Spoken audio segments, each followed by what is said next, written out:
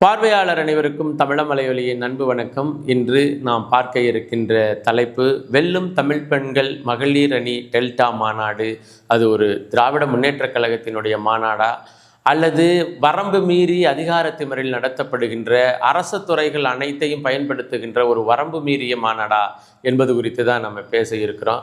கூடுதலாக 2021 ஆட்சி பொறுப்பை ஏற்ற இந்த திராவிட முன்னேற்றக் கழகம் ஆட்சியை பொறுப்பை ஏற்ற அந்த நாள் முதற்கொண்டு இந்த போக்குவரத்து துறை அப்படிங்கிறது நஷ்டத்திலேயே இயங்கி கொண்டு இருக்கின்றது அப்படின்னு சொல்லி நம்ம கேள்விப்பட்டுக்கிட்டு இருக்கிறோம். கூடுதலாக அந்த நஷ்டத்தை ஈடுகட்டுவதற்காக பல்வேறு தனியார் கட்சிகள், அதாவது மற்ற கட்சிகள் நடத்துகின்ற கூட்டங்களுக்கு ஆளை ஏற்றுவதற்கு வாடகைக்கு விடப்பட்டதா என்கின்ற ஒரு கேள்வியும் இப்பொழுது நடந்து கொண்டிருக்கின்ற இந்த மாநாட்டை அவர்கள் ஒருங்கிணைத்த விதத்தில் நமக்கு ஏற்படுகின்ற கேள்வியாக இருக்கிறது. நமக்கு மட்டும் இல்லை, ஒரு சாதாரணமாக பொதுமக்கள் போய் பார்க்கும் பொழுது ஏண்டா இது அரசே நடத்துகின்ற ஒரு மாநாடா அல்லது ஒரு தனித்த கட்சி நடத்துகின்ற ஒரு மாநாடா அப்படிங்கிற கேள்வி பிரதானப்படுகிறது. குறிப்பாக இந்த திராவிட முன்னேற்றக் கழகம் இன்னும் 2 மாதங்களில் 5 வருடங்களாக நம்ம என்ன செஞ்சு கிழிச்சோம் அப்படின்னு சொல்லி நிரூபிக்கின்ற தேர்தலை எதிர்கொள்கின்ற இந்த நேரத்தில் அந்தந்த மண்டல வாரியாக அம்மையார் கனிமொழி அவர்களினுடைய தலைமையில் மகளிர் அணி அந்த மாநாடுகளை நடத்தி கொண்டு வருகின்றது. அந்த வகையில் இந்த கிழக்கு மண்டலம் என்று சொல்லக்கூடிய டெல்டா பகுதியினுடைய மாவட்டங்களை ஒருங்கிணைத்து இந்த வெல்லும் தமிழ் பெண்கள் டெல்டா மகளிர் அணி மாநாடானது திட்டமிட்டு நடத்தப்பட்டு வருகின்றது. இன்னைக்கு நடந்துகிட்டு இருக்குது. தமிழக முதல்வர் அவர்கள் சிறப்புரை ஆற்றிக்கொண்டும் இருக்கிறார்னு வச்சுக்கோங்களேன். இந்த மாநாட்டுக்கு இந்த ஏற்பாடுகளை இந்த அரசை கைப்பற்றிருக்கின்ற திராவிட முன்னேற்ற கழகம் எப்படி செய்தது அப்படின்னெல்லாம் பார்க்கும் பொழுது உண்மையிலேயே அரசினுடைய அத்தனை துறைகளையும் அங்கு பயன்படுத்தி அதிகார மீறலை செய்து கொண்டு ஒரு மாநாட்டை நடத்தி கொண்டிருக்கின்றது. ஒரு கட்சி நடத்துகின்ற மாநாட்டுக்கு அரசின் அத்தனை துறைகளும் கையகப்படுத்தப்பட்டு அது அத்தனை துறைகளும் வேலை செய்யுமா அப்படிங்கிற ஒரு கேள்வியையும் இந்த மாநாடானது பிரதானப்படுத்தியிருக்கின்றது. குறிப்பாக இங்கே தஞ்சாவூரை பொறுத்தவரையிலையும் எங்கே நடத்தலாம் அப்படின்னு திட்டமிட்டு இருக்கும் பொழுது தஞ்சாவூரினுடைய மாவட்ட செயலாளராக இருக்கின்ற துரை சந்திரசேகர் அவர்கள் திருவையாறு சட்டமன்ற தொகுதியினுடைய சட்டமன்ற உறுப்பினராகவும் இருக்கிறாரு. பல முறை அவர் நின்று பல முறை வென்ற ஒரு மகனுக்கு இந்த முறை சீட்டு கிடைக்குமா கிடைக்காதா அப்படிங்கிற ஒரு பெரிய இழுபறி நிலவுகின்ற இந்த காலகட்டத்தில் நாம் எப்படியாச்சும் சீட்டை வாங்கணும், அதற்கு ஒரு பெரிய மாநாட்டை நடத்தி காமிக்கணும் அப்படிங்கிறதன் அடிப்படையில் அங்கங்கே முக்கியமான தளபதிகளை பிடித்து அந்த மாநாட்டை கேட்டு வாங்கி தஞ்சாவூர் திருச்சி முக்கிய நெடுஞ்சாலையில் செங்கிப்பட்டிக்கு அடுத்து ஒரு 4 கிலோமீட்டர் தொலைவில் இருக்கின்ற நாம் ஏற்கனவே தண்ணீர் மாநாடு நடத்தி முடித்த இடத்திலிருந்து ஒரு 8 கிலோமீட்டர் முன்னாடி இருக்கின்ற ஒரு இடத்த கிட்டத்தட்ட 280 ஏக்கர்னு நினைக்கிறேன். அந்த ஏக்கரை வாங்கி தனியார் நிலங்களை வாங்கி இந்த மாநாட்டை நடத்தி இருக்கின்றது. இந்த மாநாட்டுக்கு வருகின்ற போக்குவரத்து நம்ம சரி செய்யணுங்கிறதன் அடிப்படையில் பைபாஸ், முக்கிய சாலை என்று சொல்லக்கூடிய அந்த பைபாஸில் பல இடங்களில் கிராசிங்கை நோண்டி இந்த பக்கத்திலேருந்து இங்கிட்டு போகலாம், இந்த பக்கத்திலேருந்து அங்கிட்டு போகலாம் அப்படிங்கிற ஒரு நிலையை பைபாஸையே ஒரு சாதாரண ஒரு சாலை என்ற அளவிற்கு மாற்றி வைத்திருக்கின்றது இந்த மாநாட்டு பணிக்குழு. கூடுதலாக பார்த்திங்கன்னா அது முழுக்க கடலை விளைகின்ற ஒரு விவசாய நிலம், மானாவாரி பயிர்கள் விளைகின்ற, எள்ளு விளைகின்ற, கடலை விளைகின்ற ஒரு விவசாய நிலம். அந்த விவசாயத்தை செய்கின்ற அந்த திருமலை சமுத்திரத்தினுடைய ஆட்கள் தான். பக்கத்திலே இந்த செங்கிப்பட்டியை தாண்டி திருமலை சமுத்திரங்கிற ஊர் இருக்கிற இடத்துல பல்வேறு விவசாயிகள் பயிரிடுகின்ற அந்த நிலத்தை அப்படியே கையகப்படுத்தி இந்த அரசானது ஒரு ஏக்கர் என்னமோ ஒரு விலையை ஒரு வாடகையை கொடுத்து அது வாங்கி நடத்தி கொண்டிருக்கின்றது.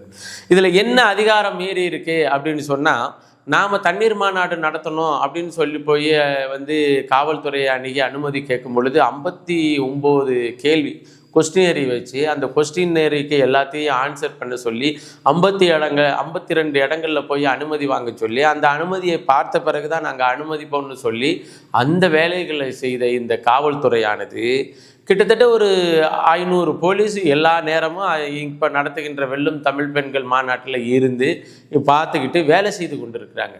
எங்களுக்கு நீங்கள் அனுமதி வாங்கிட்டு வர சொல்கிறீங்க, நாங்கள் ஒரு சின்ன மாநாடு நடத்தணும்னு சொன்னால் எங்களுக்கு அனுமதி வாங்கிட்டு வர சொல்கிறீங்க. யார்கிட்ட அனுமதி எங்களை வாங்கிட்டு வர சொன்னீங்களோ அவங்க எல்லாத்தையும் மாநாட்டுக்கு பந்தலுக்கே வர சொல்லி அந்த மாநாட்டுக்கான அனுமதியை பெற்றிருக்கிறீங்க.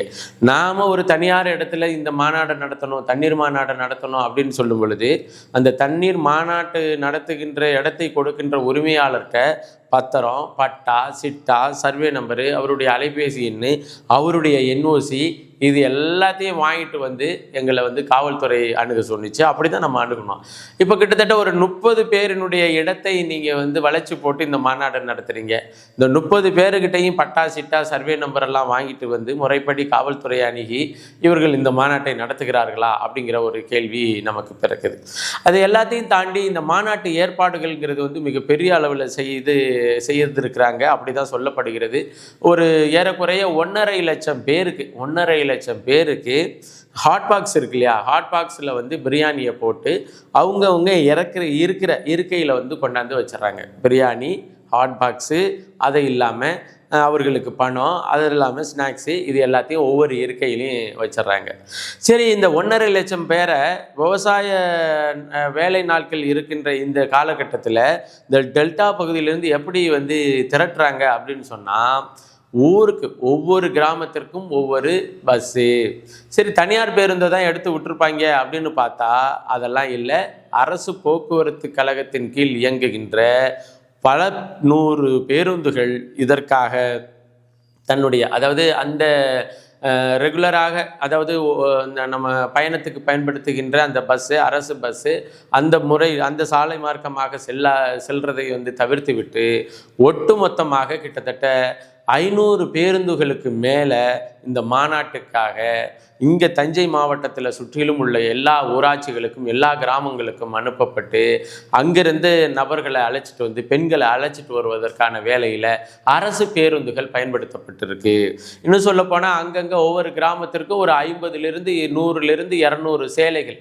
என்ன சேலைகள் அப்படின்னு சொன்னால், அந்த திராவிட முன்னேற்ற கழகத்தில் என்னுடைய வண்ணத்தை தாங்கிய கருப்பு சிவப்பு வண்ணத்தில் உள்ள சேலை. அந்த சேலையை ஏற்கனவே கொண்டுட்டு கொடுத்து, இந்தாம்மா நீ 100 பேர் அழைச்சிட்டு வா, இந்தா உனக்கு இத்தனை 100 சேலை, இந்த உனக்கு 100 பேருக்கான காசு அப்படின்னு கொடுத்துட்டு போயிட்டு காலையில் பேருந்து ஒவ்வொருத்தர் இப்போ பார்த்தீங்கன்னா மாநாடு நடக்கிற இடத்துலேருந்து எங்கள் ஊர் செங்கிப்பட்டிங்கிற ஊர் கிட்டத்தட்ட 1.5 கிலோமீட்டர் தான் இருக்குது. 1.5 கிலோமீட்டரில் நடந்தாலே ஒரு 3/4 மணி நேரத்தில் நடந்து போய் சேர்ந்துடலாம்.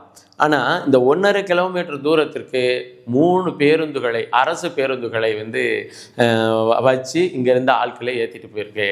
இப்படி தான் இந்த மாநாடு நடந்து கொண்டிருக்கின்றது. முழுக்க போக்குவரத்து துறையினுடைய தலைமையின் கீழ் இயங்குகின்ற அரசு போக்குவரத்து வாகனங்கள், போக்குவரத்து பஸ்ஸு இந்த மாநாட்டுக்கு பயன்படுத்தப்பட்டிருக்கு. இதில் என்ன கணக்கு, போக்குவரத்து துறை அமைச்சர் இதில் என்ன கணக்கு கொடுக்க போகிறாரு?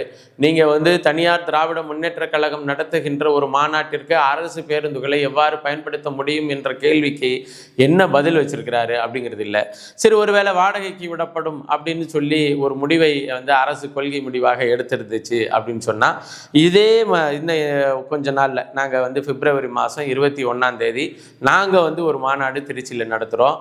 எங்களுக்கு நிறைய பேருந்து தேவைப்பட இருக்கின்றது. நீங்கள் அரசு போக்குவரத்து துறையானது இந்த பேருந்துகளை எங்களுக்கு வாடகைக்கு விடுமா அப்படிங்கிற ஒரு கேள்வி இருக்கின்றது. உண்மையிலேயே இந்த மாநாடு முடிஞ்ச உடனே நீதிமன்றம் போய் நீதிமன்றத்தில் வழக்கு தொடுத்து இந்த மாநாட்டிற்கு அரசு பேருந்துகள் எதற்காக பயன்படுத்தப்பட்டது, எதன் அடிப்படையில் பயன்படுத்தப்பட்டது, இந்த மாநாட்டிலிருந்து அரசு போக்குவரத்து துறைக்கு வந்த லாபம் என்ன என்ற கேள்வியை முன்வைத்து நாம் ரிட் பெட்டிஷன் போட தான் போகிறோம். இந்த கோர்ட்டுக்கு இந்த மாநாடு குறித்து இழுக்க தான் போகிறோம். அது ஒரு நடந்து முடியட்டும் அப்படின்ட்டு நம்ம இருக்கிறோன்னு வச்சுக்கோங்களேன். இந்த மாதிரியான ஒட்டுமொத்த அரசினுடைய அதிகாரத்தையும் தன்னுடைய மாநாட்டிற்காக, ஒரு தனி கட்சி நடத்துகின்ற மாநாட்டிற்காக எடுத்து திராவிட முன்னேற்ற கழகம் இந்த மாநாட்டை நடத்தி கொண்டிருக்கின்றது. இப்பயே பார்த்தீங்கன்னா, அதாவது பாரத பிரதமர் மோடி அவர்கள் வருகிறாரு, செங்கல்பட்டில் ஒரு கூட்டம் நடக்குது, அதனால் திருச்சியிலிருந்து சென்னை போகின்ற முக்கியமான வழித்தடங்களில் இருக்கின்ற செங்கல்பட்டை சுற்றிலும் இங்கிட்டு ஈசிஆர் பக்கத்து வழியை திருப்பி விட்டாங்க, அங்கிட்டு திருவண்ணாமலை வழியாக, விழுப்புரம் வழியாக போய் திருவண்ணாமலை சுற்றி சென்னைக்கு போகிற மாதிரி போக்குவரத்து துறையை திருப்பி விட்டாங்க. இப்போ இந்த மாநாட்டுக்கும் பார்த்தீங்கன்னா தமிழக முதல்வர் பேச இருக்கிறாரு. 2 நாளைக்கு அவர் பேசுகின்ற இடங்களில் ட்ரோன் பறக்கின்ற அந்த வசதியானது தடை செய்யப்பட்டுள்ளது, ட்ரோன் பறக்குவதற்கு அனுமதி கிடையாது அப்படின்னு சொல்லி வழங்கியிருக்கு. அதே போல் சாலையில் வந்து முக்கிய சாலை என்பதனால அந்த சாலையினுடைய போக்குவரத்துகள் வந்து திசை மாற்றி விடப்பட்டிருக்கு. இவ்வளவு ஒரு திராவிட முன்னேற்ற கழகத்தினுடைய கட்சி நடத்துகின்ற இந்த மாநாட்டிற்கு இவ்வளவு அதிகார மீறல்களும் அத்துமீறல்களும் நடந்திருக்கின்றது. உண்மையில் திராவிட முன்னேற்ற கழகம் இந்த துறைகளை எல்லாம் மக்களுக்கு சேவை செய்ய பயன்படுத்தியதோ இல்லையோ தெரியாது. அவர்களுக்கு அவர்கள் நடத்துகின்ற கூட்டத்திற்கு அவர்கள் நடத்துகின்ற மாநாட்டிற்கு சேவை செய்வதற்காக பயன்படுத்தியது மட்டும் நமக்கு தெளிவாக தெரிகிறது. உண்மையிலே இந்த மாநாடு நடந்து முடிந்த பிறகு இன்னைக்கு வந்து குடியரசு தினம். இந்த குடியரசு தினத்தில் நம்மெல்லாம் ஒரு கூட்டம் சாதாரண கூட்டம் நடத்தணும்னு கேட்டாலே இல்லைங்க, போலீஸ் ஃபோர்ஸ் வந்து தர முடியாது, குடியரசு தினமாக இருக்குது, இன்றைக்கெல்லாம் நாம் உதவ முடியாது அப்படின்னு சொல்லுகின்ற இதே அரசு இந்த மாநாட்டிற்கு வந்து கிட்டத்தட்ட 600-700 போலீஸ்காரர்களை காவலர்களை வந்து பணியமர்த்திருக்கு அப்படின்னு சொன்னால் என்ன? இப்போ நாம் வந்து உங்கள் மாநாடு நடத்தும் பொழுது 2 காவலர்கள் வந்து நிற்கணுங்க, தீயணைப்பு துறை வந்து நிற்கணுங்க, நீங்கள் தாங்க பணம் கொடுக்கணும் அவங்களுக்கு அப்படின்னெல்லாம் பேசிய அனுமதி கொடுக்கக்கூடிய காவல்துறை இந்த வெல்லும் தமிழ் பெண்கள் டெல்டா மகளிர் மாநாட்டிற்கு எந்த அளவுக்கு காசு கேட்டுச்சு, என்ன மாதிரி பண்ணிச்சு அப்படிங்கிற ஒரு கேள்வி எல்லாம் பிரதானப்படுகிறது என்பதை பதிவு செய்து முழுக்க இந்த திராவிட முன்னேற்ற கழகம் தன்னுடைய இறுதி காலகட்டத்தில் அரசு துறைகளை தன்னுடைய கட்சியினுடைய துறைகளாக பயன்படுத்தி கொண்டிருக்கிறது. மிகப்பெரிய கண்டனத்திற்குரியது என்பதை பதிவு செய்து மீண்டும் ஒரு காணொளி பதிவில் இணைவோம். நன்றி, வணக்கம்.